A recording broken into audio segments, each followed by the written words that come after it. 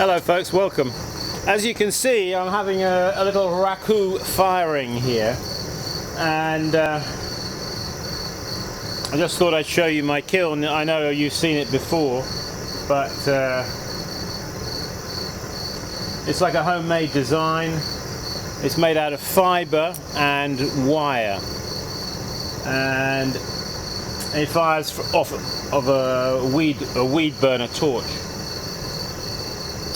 In front of us here we have some steel metal bins with lids, and over there a bit further to the left I have another bucket which has got some sawdust in it.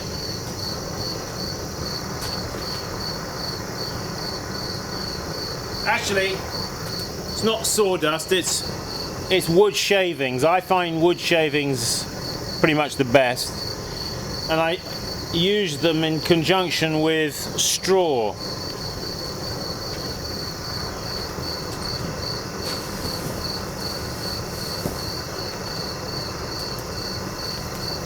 So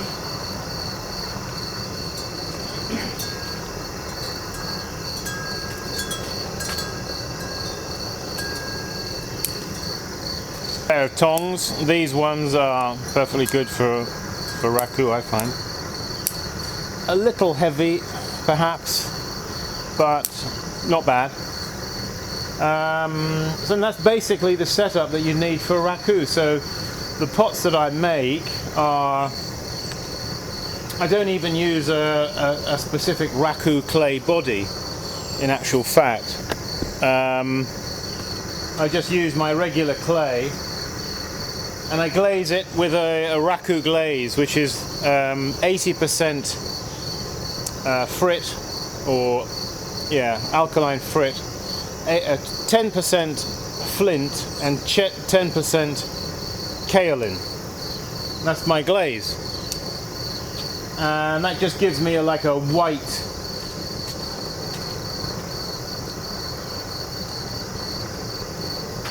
kind of white color glaze, which works pretty satisfactorily.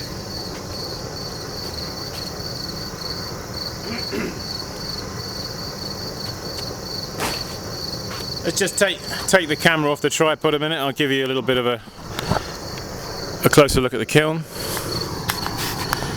You can get the general idea then. As you can see, this is like a trash can type kiln, but it's tipped over on its side, so it's horizontal.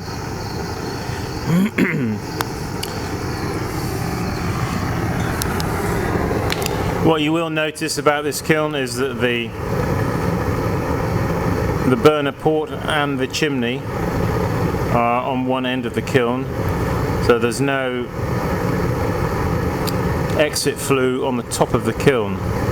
So it works in what I would call a semi-downdraft principle, as opposed to a straight updraft, which most Raku kilns appear to be. Because it's made of has a wire cage and is simply fibre lined, it's very light, and the fibre is held to the kiln on the inside. I don't know if you can see here on the outside these little ceramic buttons with nichrome wire, which hold the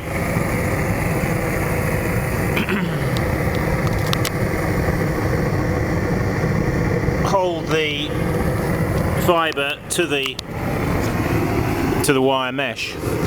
The same principle on the inside of the kiln. The fibre holds the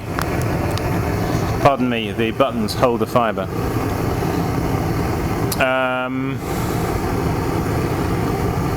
What else? I mean, the burner is just there, as you can see, sat on a brick. And inside, we can check inside what's going on by, let's see if we can zoom in a touch.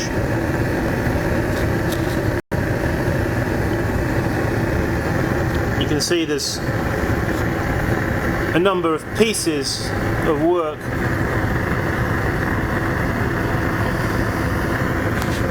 in the kiln, and I can get quite a good if you look there, you'll see one of the buttons I was telling you about holding the fibre inside the kiln, you see.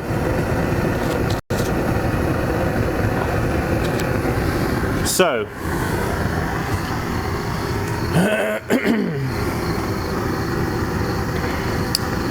let's bring up the tripod.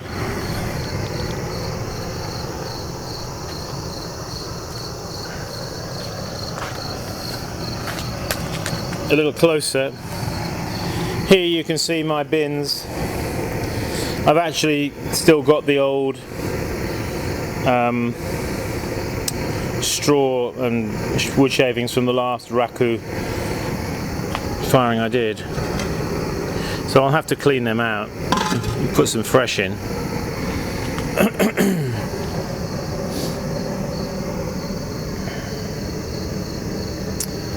So I'm just going to put the camera on the tripod. I'm going to open the kiln so you can see a little bit more.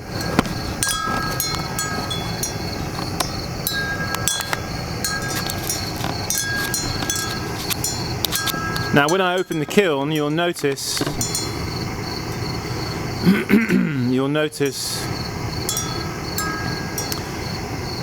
number one, the lid is very light.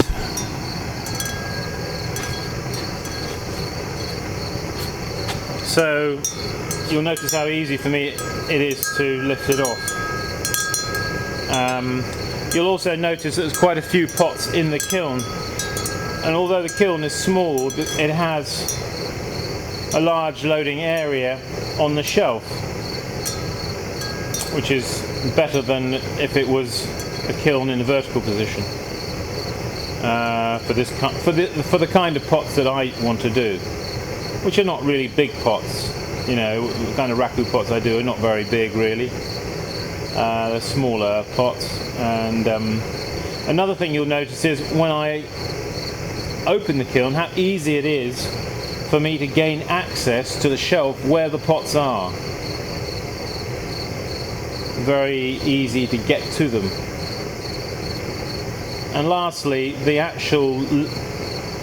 top of the kiln, the lid of the kiln, because of the configuration, the heat is trapped up inside the lid. So not all of the heat is lost when you open it. I'm just going to open it now, just have a quick look, just to show you. It's not quite up to temperature yet, but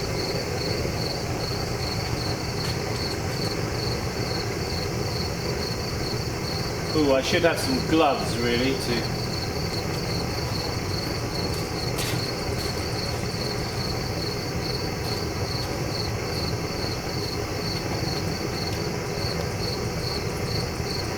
Okay, so I'm going to open the kiln, you see, and opening it like that means I get direct access to the pots and I can pull them out very quickly.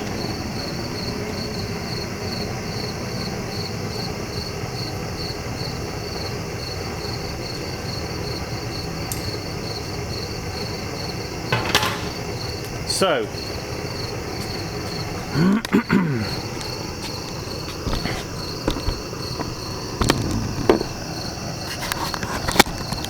I'll just take you inside a minute. I'll show you my chaos. I've got some pots here just waiting for bisque firing actually. They're just drying off. This camera is not very good in the dark, I'm afraid. Anyway, yeah, you can see me here. Usually when I'm Raku firing, I have a table that looks rather chaotic with I've got that Raku based glaze there I was talking about, and other little pots that I have here just, you know, around. I've got wax there, and other pots that are waiting. Well, it's a bit dark, so maybe we'll turn the camera around to face outside. I think we need to perhaps turn up this kiln a touch. Now on this weed burner, you'll see it's got a control here. So I just open it a bit more.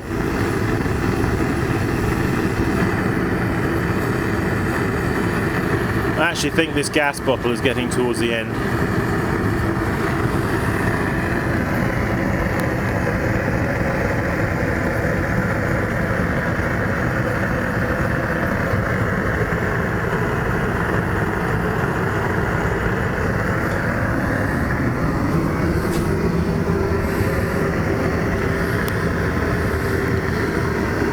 These weed burners are very powerful, and I can probably blast that up in a matter of minutes, get it up to temperature. Anyway, I just thought I'd show you that. I'm going to be taking some pots out shortly, and I'll sign off now and hopefully be back to show you